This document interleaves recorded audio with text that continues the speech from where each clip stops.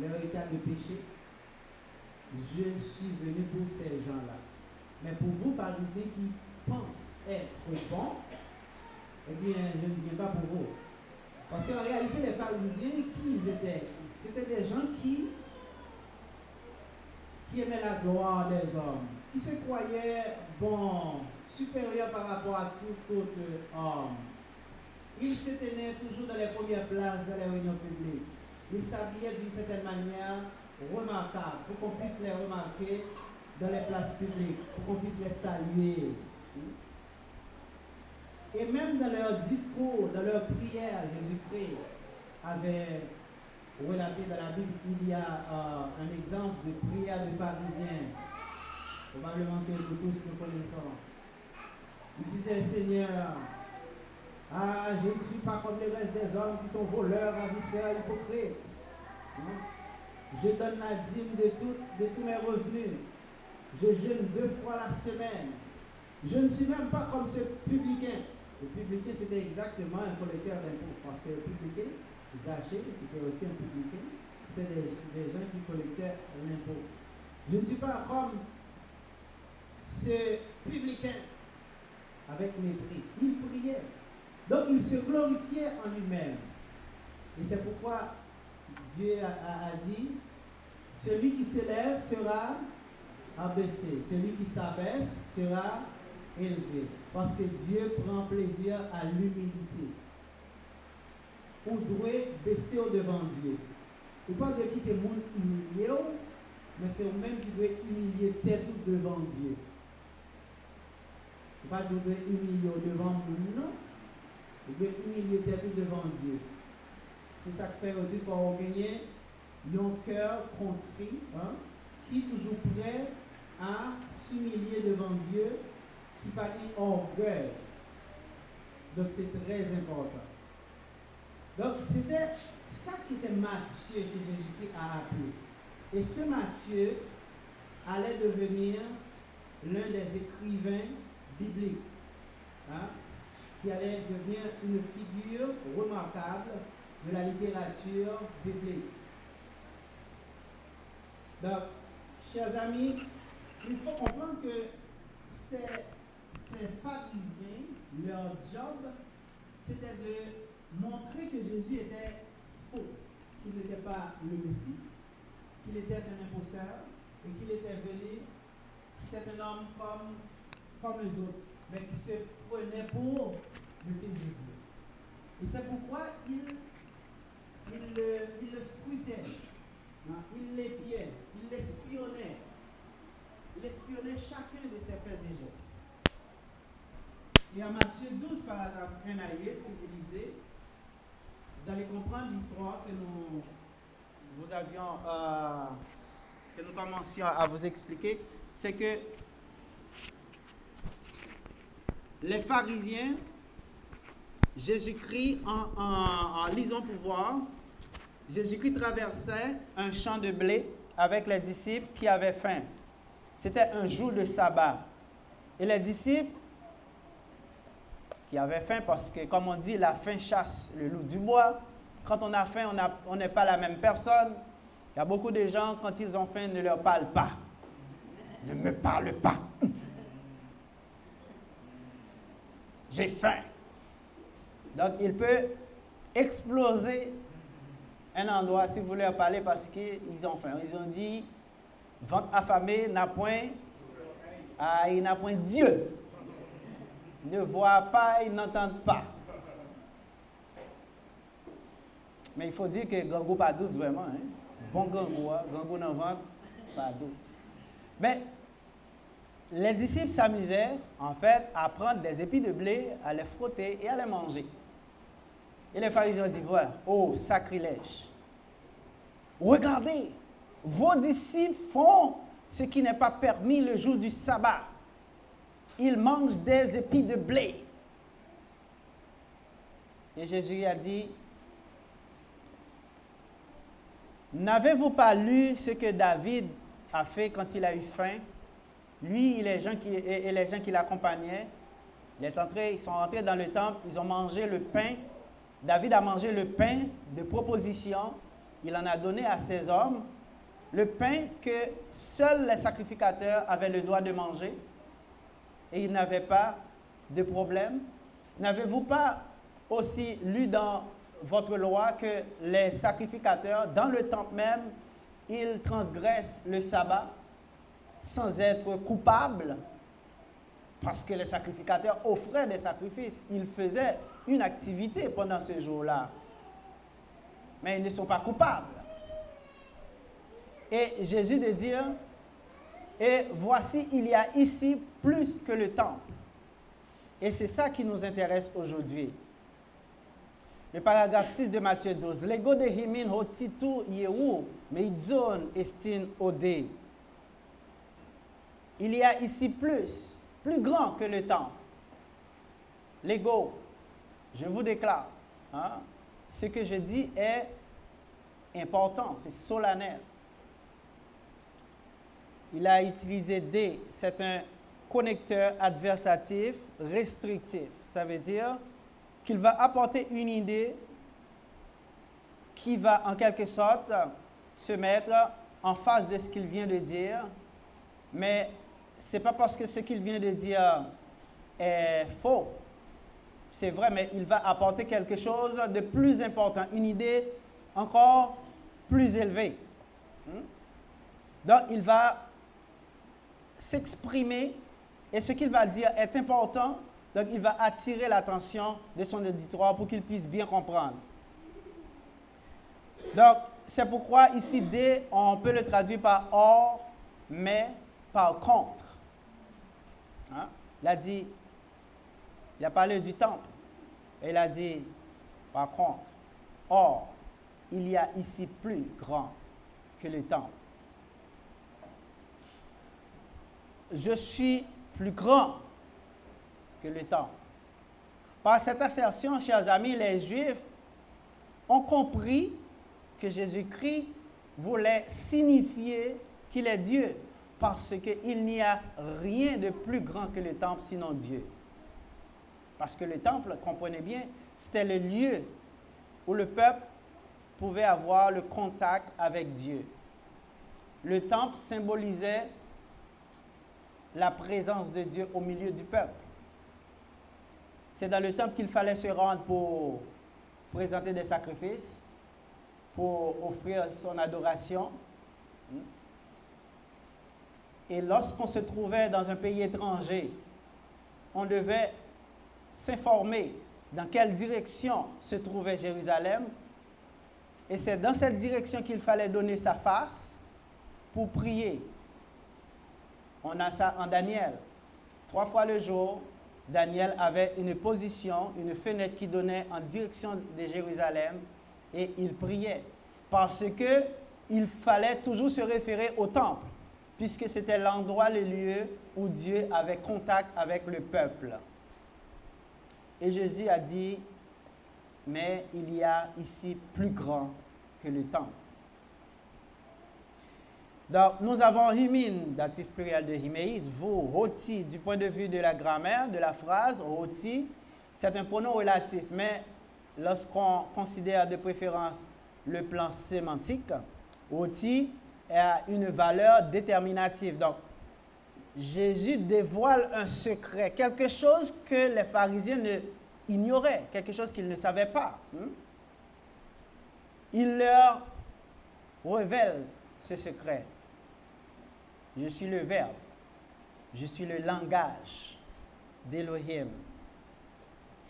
Donc c'est le Verbe, c'est-à-dire le langage d'Élohim, qui a amené tout en existence. Et que ce soit le temple ou autre chose, tout vient de la part de la volonté de Dieu. Lorsqu'on regarde, on va comprendre qu'une œuvre peut être belle. Vous pouvez accomplir une belle œuvre, créer quelque chose, former quelque chose de très excellent. Mais l'œuvre ne sera jamais plus importante que l'auteur. L'architecte est plus important que son œuvre, que sa construction. Et c'est ça que Jésus-Christ va amener comme point de vue dans son intervention. Parce que lorsque vous lisez Jean 1er, 1 à 4, au commencement était le Verbe. Le Verbe était en Dieu, le Verbe était Dieu. Donc généralement dans les traductions, on savait répéter la traduction qui met la parole. Au commencement était la parole était avec Dieu, la parole était Dieu. On dit que Jésus-Christ est la parole de Dieu parce qu'on a le mot hologos qui n'est pas seulement traduit par parole, mais ce mot signifie aussi verbe, le verbe. Et le mot verbe est synonyme de langage. Mais quelle différence peut-on trouver entre la parole et le langage? La parole est limitée, est restrictive. Mais le langage est plus grand, plus large. Parce que dans le langage, on trouve la parole. La parole se rapporte à une langue, à des mots que vous allez utiliser pour vous exprimer. Là, vous m'entendez parce que j'utilise une forme de langage qui consiste à mettre ensemble plusieurs mots d'une langue pour que je puisse communiquer avec vous. Donc, c'est la parole, ça c'est la parole parlée. La parole, ce que vous entendez, qui est audible à l'oreille, ça vient d'une langue. Parce que je peux utiliser mon code vocal et puis faire usage d'une autre langue pour exprimer le message. Il y a plusieurs langues, mais il y a un seul langage. C'est pourquoi lorsque vous regardez 1 Corinthiens 1er 10, le Saint-Esprit nous dit qu'il faut tous tenir un même langage, pas une même langue. Nous devons tous avoir un même langage. Parce que même si la langue est différente, le langage, c'est-à-dire le message, reste le même. Peu importe le lieu où l'on se trouve, le message de l'Évangile doit être unique partout. Donc, nous avons le langage. Dans le langage, nous trouvons la parole.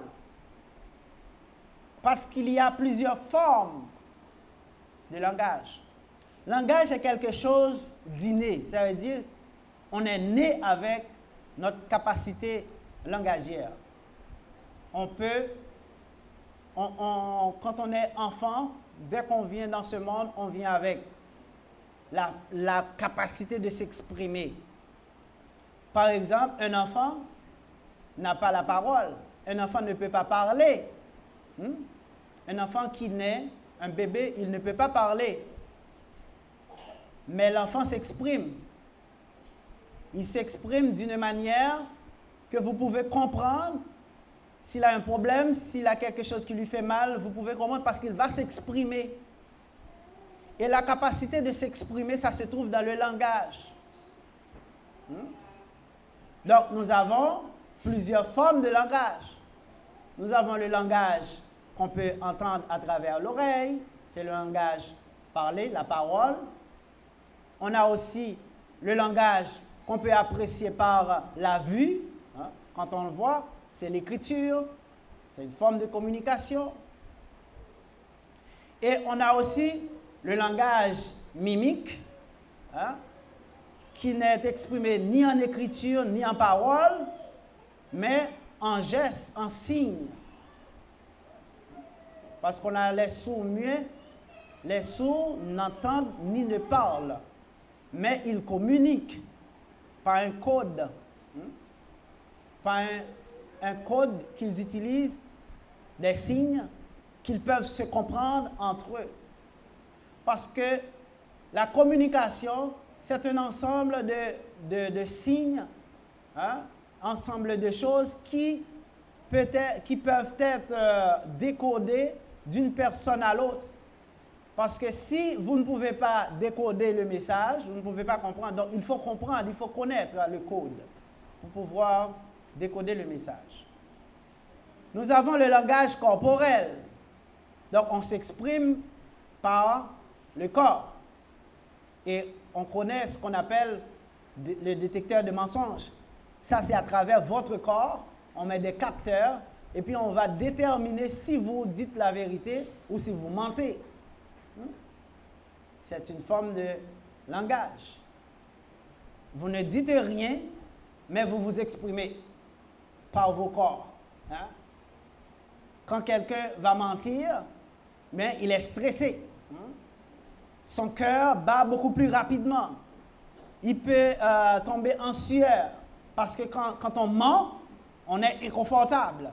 Parce qu'on sait qu'on ment et on ne voudrait pas qu'on découvre qu'on ment. Et c'est à ce moment que le corps va donner des signaux. Et le détecteur de mensonges va détecter tout cela à travers votre corps. C'est une forme de langage, une forme de communication. Vous communiquez un message. Et il y a aussi d'autres formes de langage. Nous n'allons pas passer à travers tout, mais c'est juste pour que vous puissiez comprendre que lorsqu'on dit que Jésus-Christ est la parole de Dieu, on vient restreindre la capacité de Dieu. Parce que Jésus-Christ n'est pas seulement la parole, mais c'est le langage. Parce que Jésus-Christ va s'exprimer, Dieu va s'exprimer à travers Jésus-Christ par différentes manières. À travers les miracles, les signes, les prodiges qu'il a opérés. Donc Dieu s'exprime. Parce que Jésus-Christ, c'est la capacité intellective de Dieu. C'est le langage, le verbe d'Élohim. Chers amis, chaque fois qu'Élohim s'exprimait, il a utilisé une forme d'expression de son langage. Et on sait que, si on prend de Genèse à Apocalypse, on sait que Yahweh s'exprime de plusieurs manières. Par exemple, il s'exprime par écrit. Lorsqu'il a écrit sur les 2 tables de pierre la loi, donc il a écrit. C'est une communication écrite. Donc, si on exclut le Christ en le considérant comme la parole, eh bien à ce moment-là, on va dire qu'il n'est pas l'auteur de cette loi qui a été donnée. Et encore, pour construire le temple, c'est Elohim qui a donné les plans,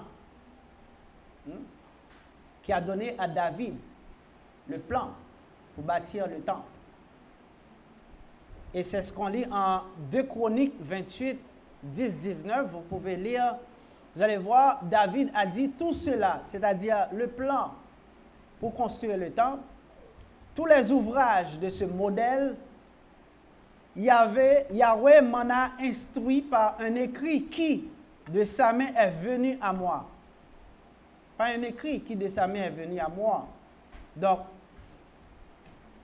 en excluant, en considérant uniquement Hologos comme la parole, donc, ce n'est pas l'écriture ici. Mais ça rentre dans le langage. Donc, Yahweh a utilisé le langage pour s'exprimer, pour communiquer à David, mais il n'a pas parlé ici d'après le texte, mais il a écrit, il a donné à David. Donc, qu'est-ce qu'on peut comprendre? Le langage a été utilisé pour donner le modèle, la spécificité du temple. Donc, le langage, c'est l'auteur, c'est l'architecte du temple. Bien voilà pourquoi Jésus-Christ a dit, il y a ici plus grand que le temple.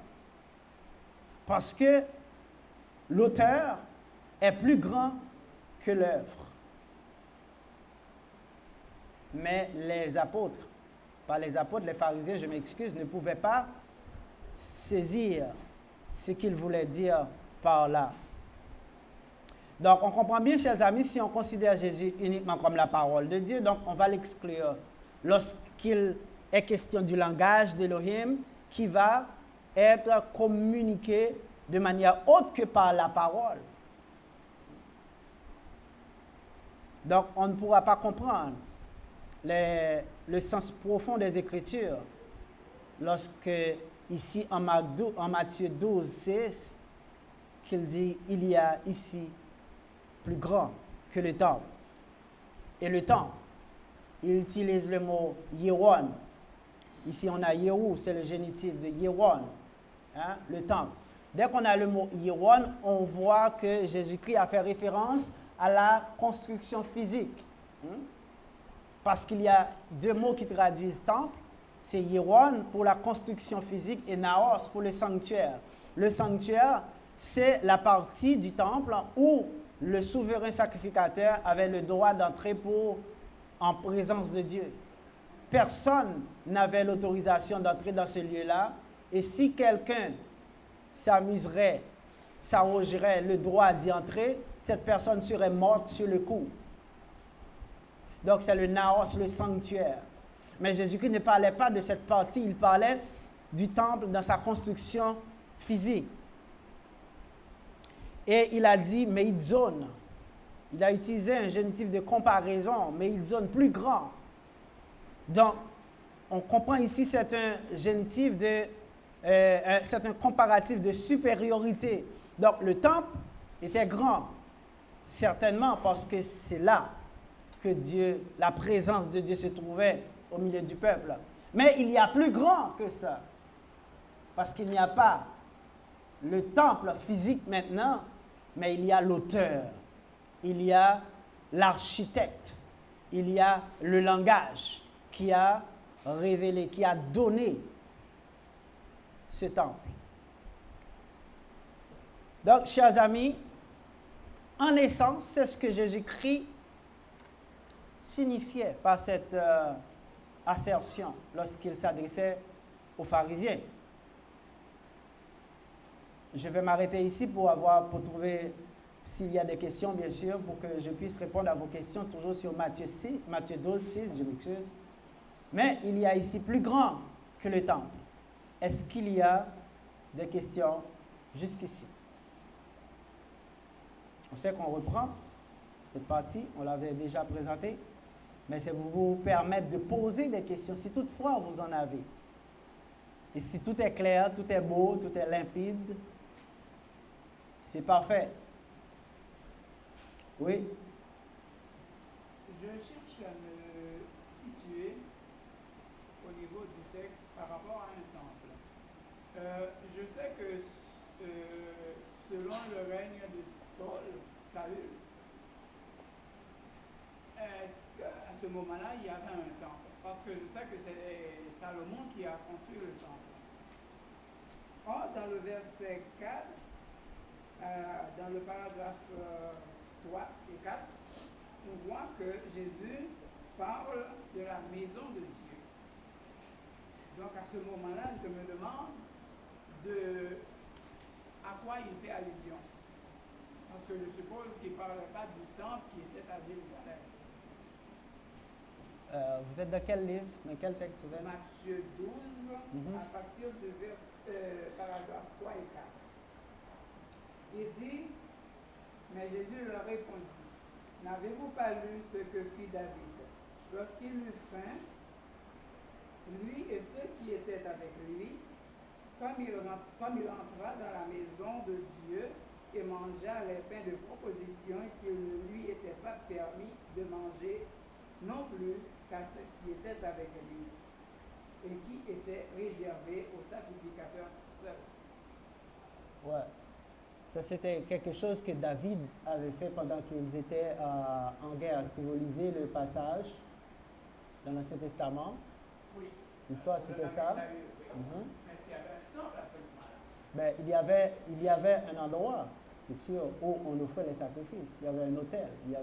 Non, mais le temple dont on parle ici, c'est dans la deuxième partie ici, lorsqu'il dit, n'avez-vous pas lu que les sacrificateurs, ils transgressaient le sabbat dans le temple? Il parle du temple qui est à Jérusalem. Il parle du temple où les sacrificateurs se trouvaient pour offrir les sacrifices le jour du sabbat. Donc, c'est dans la deuxième partie qu'on a la mention du temple.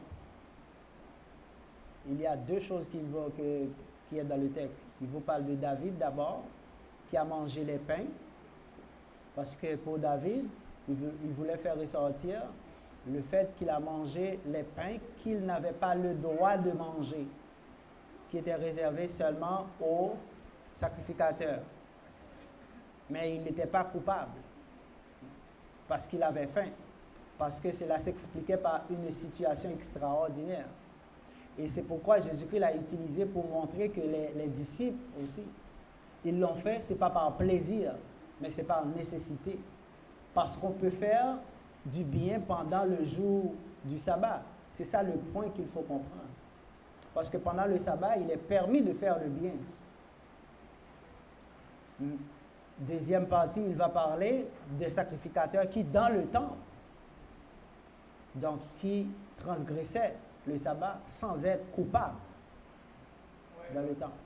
Donc, dans le premier, effectivement. Parce que je crois que le premier temps, c'est Salomon qui l'a construit.